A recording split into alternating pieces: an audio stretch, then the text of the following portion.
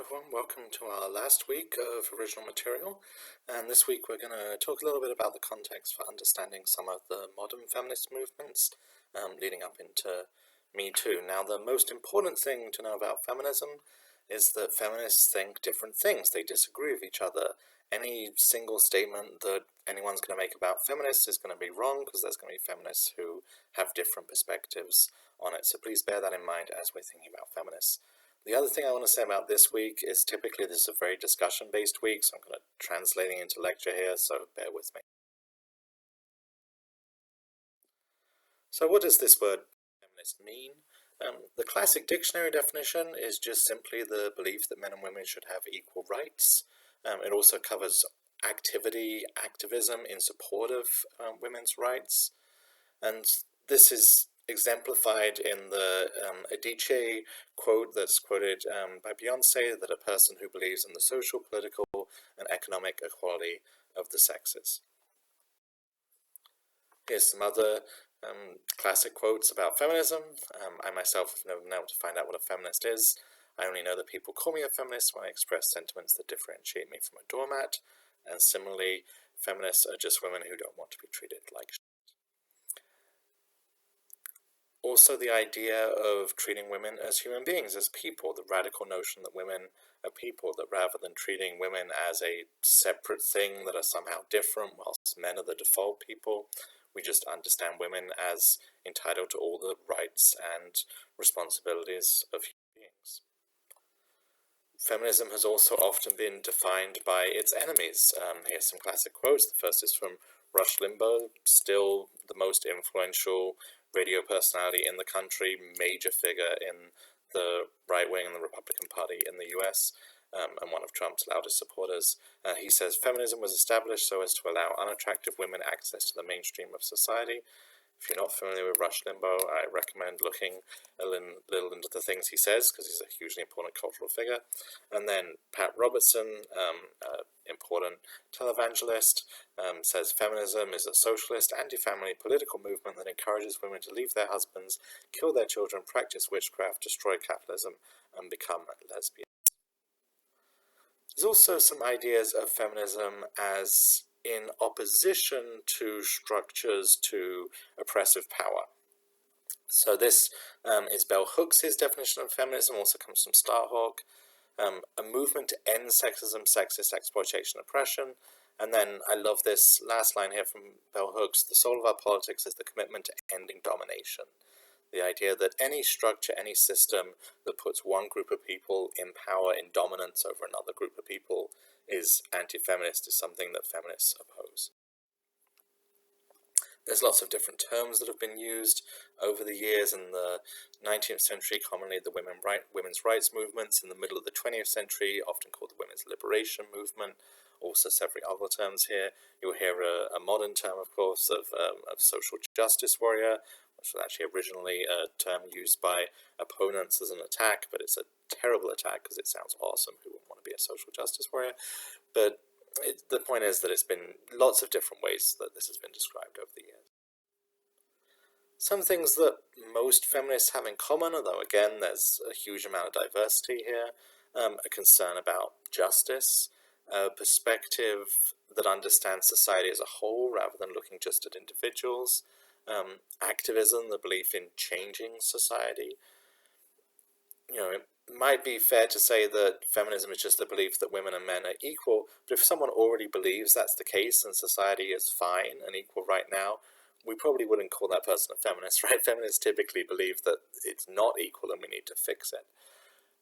Also, just a concern with sex and gender and how those interact. And then also, for me at least, feminism is about a connection to a movement. It's about a history of people that have struggled for these rights, for this justice over the years, and understanding that movement and being a part of it. I opened this by giving the dictionary definition that was talking about feminism as a belief in equality between men and women, and the vast majority of people agree with this. And when we discuss this as a class, most students will agree that men and women should be treated equally, should have equality. But to support equality actually is just the beginning of the story. There's a lot of complexity in thinking about what does equality really mean? What do we mean when we say we want equality? It might just mean equality of rights, meaning that men and women should have the same rights. They actually don't in this country at the moment. We're going to talk about that in a moment. But we also know that having the same rights doesn't actually mean what we might think of as equality in a meaningful way. And the obvious example here is race in America, right? The rights of people of different races are protected equally under the law. However, in practice, as we know, that doesn't lead to the same results. So one question we might ask is, what about equality of results? Does this mean that everyone should be the same, should have the same things in society, should want the same things, should have the same lifestyle? And that doesn't seem quite right either, right? We understand that people are different in different ways and have different desires, different things that are meaningful to them in life. And also that maybe people deserve different things in life based on different qualities about them. Similarly, we might think about equality of opportunity and access. Does everyone have the same opportunity to do well in society? Now, that's a very complex thing. What really is opportunity? Does this just mean kind of theoretically that things are open, right? Which, in some ways in America is true, but in practice, the number of people from marginalized groups that are able to take advantage of those opportunities is very small relatively, right? So, it is possible for women to do well in science, for example, but there's still a very small percentage of women that do well in science, and women face a lot more barriers than men, right? And then the last thing to think about, and this is sometimes described as equity, is the idea of equality in the context of understanding that people are different, right? So people have different needs. Someone who faces medical challenges in life, for example, might need more resources, and so equality would be for that person who needs them to get more resources from society in order to be able to live their full lives in a way that someone else might not need as many resources, right? And so we might think about equality not just of results, not just of rights and access, but of equality in the context of understanding that people are different, and so what they need for equality is different things. There's no correct answer here, there's a lot to think about, but I just want to open up the concept and encourage you to think about more than just, men and women should be equal, but what that actually means. Just to review, we're going to talk here some about the second part of the history of feminism. We talked about the first wave from the middle of the 19th century into the early 20th century. The documentary you watched this week was about the second wave, the 1960s to the 1980s. I'm going to summarize some of that quickly. And then the third wave starts in the 1990s and is maybe still going on now. So to very briefly summarize a very broad movement that is second wave feminism, one of the major effects of it was mass entry by women into the workplace. As I talked about earlier in the semester, this is particularly significant for white and middle class women because women who were from working class backgrounds, women from families of color, often were already working. But it did mean that we went from a relatively small percentage of women working in America to a very large percentage of women working, and this fundamentally transformed huge parts of the workplace, especially better paid jobs where typically women just weren't present at all, especially jobs with access to power, with access to cultural and political power, economic power where women just hadn't been present, really changed radically. Similarly, there were changes in divorce rights and property rights. We talked about how during the 19th century, women were basically unable to do anything if they didn't have a husband and didn't have their husband's permission. That began to change in the first wave, but really made significant progress during the second wave. For example, women got the ability to get a credit card during the second wave of feminism, and the ability to get bank loans independently, and so forth. The second wave also saw important movement in the sexual revolution, the recognition of women's ability to have sexual pleasure, the right to sexual pleasure, the idea that sex is more for women than just having babies and satisfying men, that actually sex might be something fulfilling for women, a way for women to express themselves, to enjoy their bodies and to enjoy life.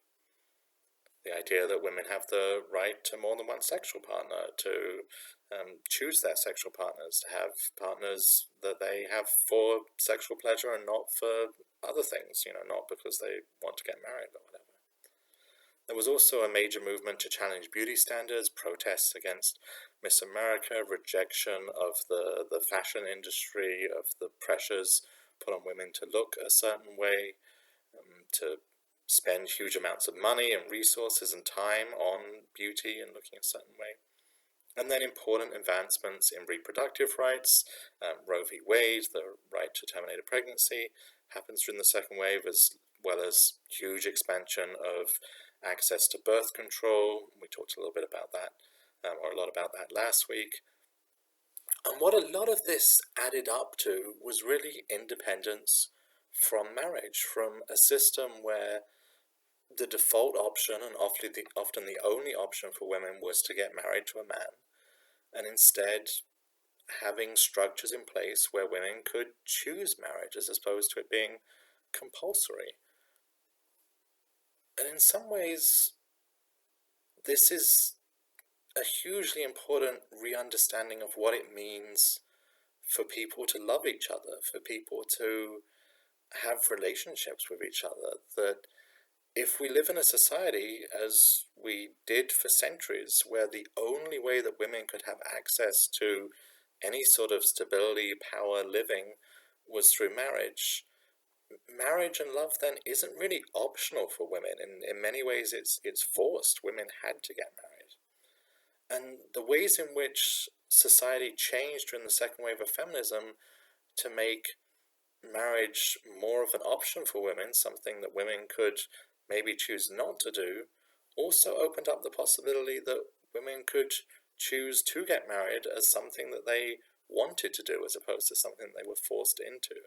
I think that's a really important change that also leaves space for a lot of different expressions of sexuality, right? People who don't want to get married because they're ace, people who don't want to get married because they're gay, suddenly had the opportunity to potentially live a life that was more free and so forth, or people that just want their independence. It also means that there is more freedom within marriage, freedom to leave a marriage. It means that women who are abused within marriage, women who are mistreated by their husbands, have the possibility of being able to, afford a place to live by themselves and so forth. There were also, we talked about changes in divorce laws, the possibility of women keeping their children really changed during this time. Before, men had just always gotten the children in divorce. So really dramatic changes to society during the second wave of feminism that still define in lots of ways our lives and our relationships between men and women today. One of the big failures of the second wave of feminism was to pass the Equal Rights Amendment. So here it is. It reads, "Equality of rights under the law shall not be denied or abridged by the United States or by any state on account of sex." Now, I typically poll the class here, and most people assume that this is already the case, that it's already the case that women and men have equal rights under the law, but they don't. It's not in the Constitution. This was proposed by Alice Paul in 1923. She was an important suffragist in the US. And there was a fight to get it ratified, to get enough states to support it, to make it part of the Constitution. And that ultimately failed. There was a campaign led by conservatives in the US, and particularly by Phyllis Schlafly, that ultimately defeated the Equal Rights Amendment, such that it is still not the law in America. It is still legal in some cases to discriminate against women over men, or men over women, in various circumstances in America. So what were kind of some of the arguments that they made around this that led to it being defeated? The first I'm not going to go into, but it's just about abortion. We talked about that some last week, but the argument is that if the Equal Rights Amendment was passed, that would solidify abortion rights, which obviously some people are against. The second argument is more interesting, this was around the military and the draft. So the draft is conscription, it's forced military service. So in the US, every male person has to sign up for the draft, and then if the government so decides and there's a war, they can be conscripted and forced to fight in the military. They can be sent to prison if they refuse to fight. The last time this was used was during the Vietnam War, and so while it hasn't been used in a long time, it is still legally the case. Men still have to sign up. It's called selective service. And while the government hasn't actually called them up, they could if they wanted to. And so the argument was that this was a privilege that women had, that it was a good thing that women were free from the draft, or still are free from the draft, and that they would lose this privilege if they supported the Equal Rights Amendment, if the Equal Rights Amendment was passed. And there's some important feminist responses to this. It's true that women would almost certainly lose that privilege of being exempt from the draft if the Equal Rights Amendment was passed. So how do feminists respond to this? Well, one is to point out that while women may have some privileges, there are many more disadvantages that they have. The second more important point is that the draft is sexist. It's sexist against men and therefore should be changed. That you'll notice looking back at the Equal Rights Amendment, it doesn't say that women are given equal rights under the law against sex discrimination. It says that all people are. So it also covers discrimination against men. And while it may be true that the majority of discrimination is against women, there are cases of discrimination against men. The draft is one example of it.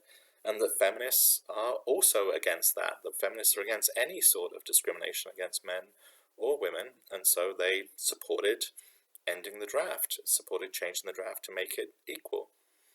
Lots of feminists also just argued the draft should be abolished, that we shouldn't be conscripting people at all, and that was the solution to that problem. I think many people still believe that today. And then the final point is a really important one, that what women are asking for, what feminists are fighting for, is freedom. And freedom, famously, isn't free, that it sometimes comes with responsibilities. And if you listen to people like Phyllis Schlafly, the argument that they will often make is that, look, it's nice for women to be in a subordinated position in society, that being, a wife is nice. A man can do all the work for you.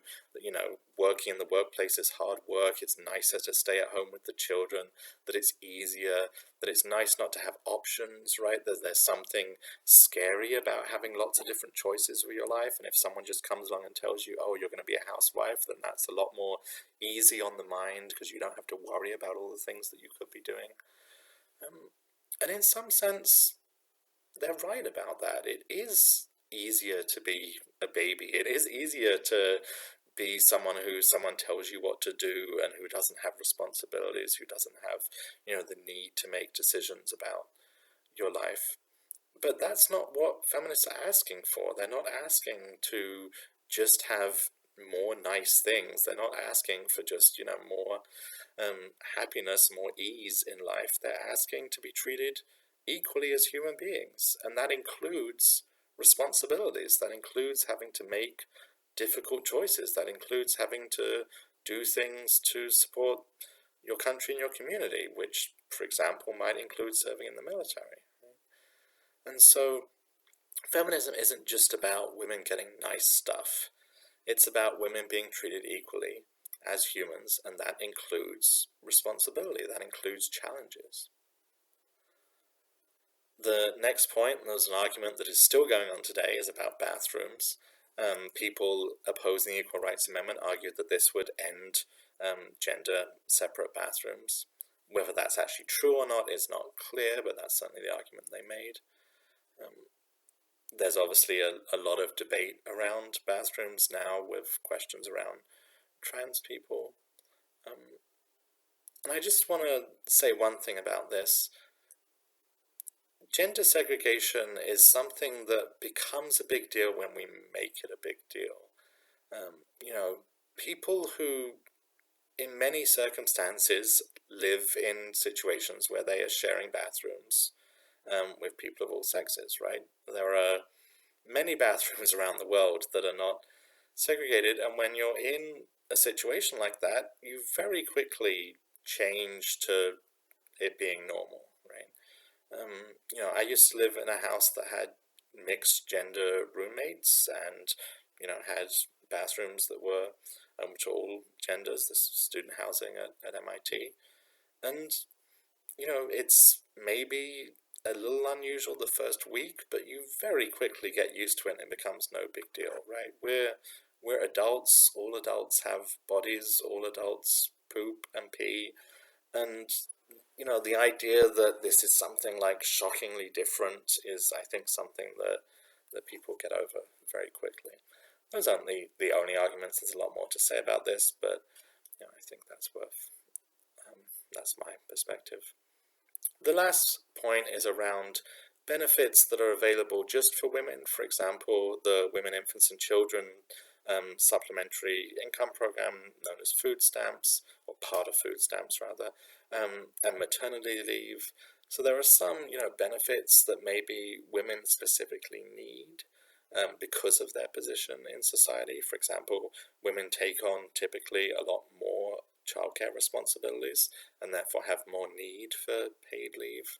And the Equal Rights Amendment would maybe make those illegal or mean that they have to be changed. And again, maybe that's not such a bad thing.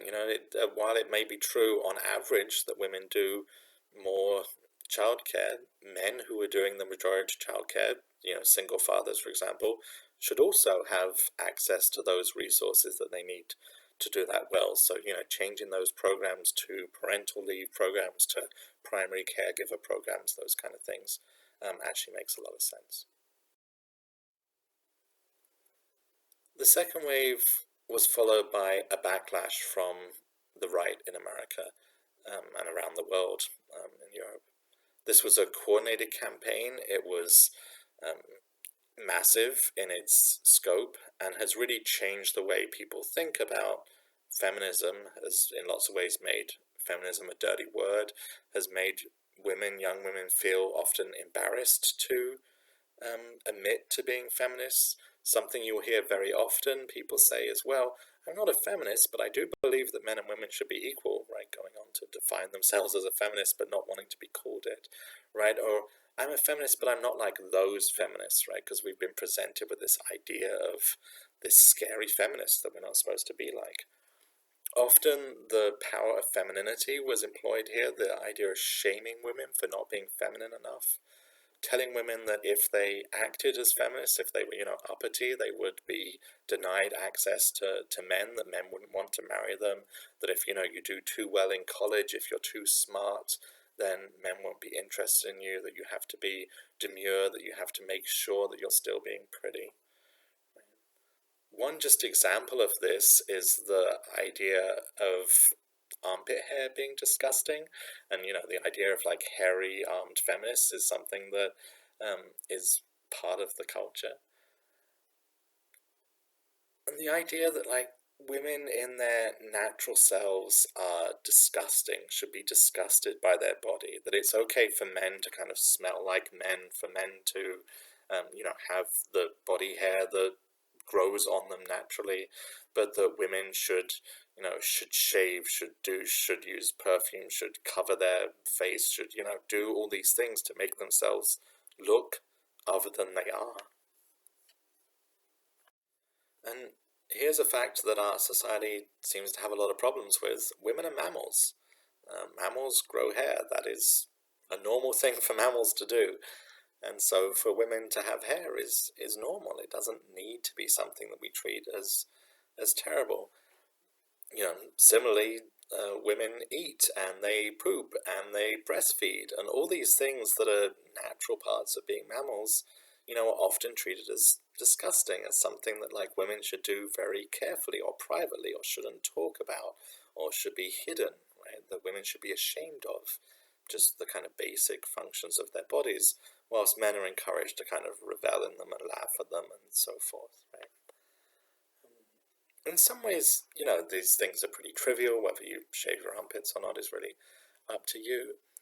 But in other ways, it adds up to this sense that there is something about being a woman that is shameful and disgusting, and that the answer to that is having to run to this false femininity, this way of policing your body that makes sure that people don't know it in its natural state, but instead in this state that it's supposed to be in order to attract and appeal to men or to society in general, right? And that pressure, that idea that you should always be disciplining yourself, you should always be changing yourself, you should always be worried about how you appear to other people, is very powerful and harmful. And what a lot of this adds up to is really just a concern about the loss of the power that men had over women in marriage. And if you listen to a lot of kind of conservative arguments, they often come down to these worries about the end of traditional patriarchal marriage, of the end of this position that men had power over women. A lot of the objections, for example, to welfare, to support, to child support in the US are about the concern that, well, if we have that, then women would be able to raise children on their own without a man to provide for them, and that would be, a terrible thing. Similarly, the arguments against gay marriage are all about this concern that the traditional patriarchal family is in danger. There's also some important limitations of the sexual revolution that happened during the second wave of feminism that we need to talk about. One is that it could become a cover for sexual violence. Women sometimes felt pressured to engage in sex because they were told that women were supposed to be sexually free, right? That women were not always given the choice to participate in the sexual revolution or not, that in many cultural contexts they felt like that was the only thing, or they were forced into doing that as their only choice. Sometimes what's talked about as raunch culture, the idea that women have this pressure to be sexy all the time in public, right? To act in ways that are, the ways that we see in pornography and so forth, right? That this is a pressure put in women to be very overtly sexual and so forth. And that in lots of ways, during the sexual revolution, women were fighting for the right to say yes, the right to say that they wanted sex, that they liked sex, that they enjoyed it. And sometimes in that was lost the right to say no, the right for women to say, well, actually, I don't want sex, I don't enjoy sex, or that, I maybe like it sometimes, but not always, right? And so that balance, that refocus on sexuality being about choices in both directions, right? Not just, previously women hadn't been allowed to be sexual, and then there was a movement to allow women to be sexual, which was important, but then maybe that movement lost sight of also the right to not be sexual if women didn't want to be. And connected to this, and we talked about slut shaming, is prude shaming, right? Is shaming women for not wanting to engage in sex, or for being, sexually conservative or whatever, or just, appearing to be, as with slut shaming, right? Prude shaming is often based not on people's actual behavior, but on their perceived behavior, on the way they dress and so forth, right? The way someone dresses doesn't actually reflect what their actual sexual practices are, right? But it's read as such. And so, to move beyond those two opposing things is to create a space where we give everybody the right, the space, the support in being as sexual as they want to be, and having that change during their lives, and being able to say no, or to say yes, or engage in whatever practices, dress, and so forth they want to, without that being reflective of how they're treated for their choices. Okay, so let's talk about the third wave of feminism. I'm mostly going to do this through videos that I'm going to link after this. But the event that's seen as the beginning of the third wave I want to talk about here, it's the Anita Hill hearings. So what was going on here? Clarence Thomas was nominated for the Supreme Court. He was to be the second African-American justice on the Supreme Court. And during his confirmation hearings in the Senate, he was accused of sexual harassment by a former employee of his, Anita Hill, who is an African-American woman. And she went before the Senate and told her story of how he had sexually harassed her. And ultimately, she was ignored. He was still confirmed. And you can see in the image here the line of white men. Anita Hill is you can see the back of her head here. She has black hair and a blue suit on, and she's facing this line of white male senators who are deciding whether or not her experience as a young African American woman is legitimate or not, is something that should be taken into account. And you may or may not recognize in the center there is Senator Joe Biden, who was the head of the committee at the time. He's since apologized for his role in these hearings, but he was very much instrumental, among many other white men in the Senate, in essentially dismissing Anita Hill's experience. And lots of women, especially African American women, found that Anita Hill's experience was very compelling, that they'd had similar experiences in themselves, both of being sexually harassed by powerful men, by employers and so forth, and of being ignored, being dismissed when they spoke about it. In some ways, Anita Hill was the first Me Too moment, and she did not get the support that, fortunately, we see more of in the movement today. Instead, she was really dismissed. And following those hearings were in 1991, Rebecca Walker wrote an essay for Ms. Magazine in 1992 entitled Becoming the Third Wave. Rebecca Walker is the daughter of Alice Walker, the author of The Color Purple, an important second wave feminist. And so it's very significant that this is kind of a generational thing, right? That the daughter of a second wave feminist is the one who names the third wave and becomes this movement. And it's worth reading. You can find it online. It's a powerful piece. And really what she's talking about here is not so much like brand new ideas about what feminism should be, so much as just an anger, a frustration at how the gains that were made by people like her mother have started to be taken for granted, have been rolled back, have been attacked, that the country has shifted to seeing women again as not deserving of more rights. And she's angry about this and wants to see renewed activism and energy around it. And that's what's seen as the third wave, is this new energy around the need for feminist progress.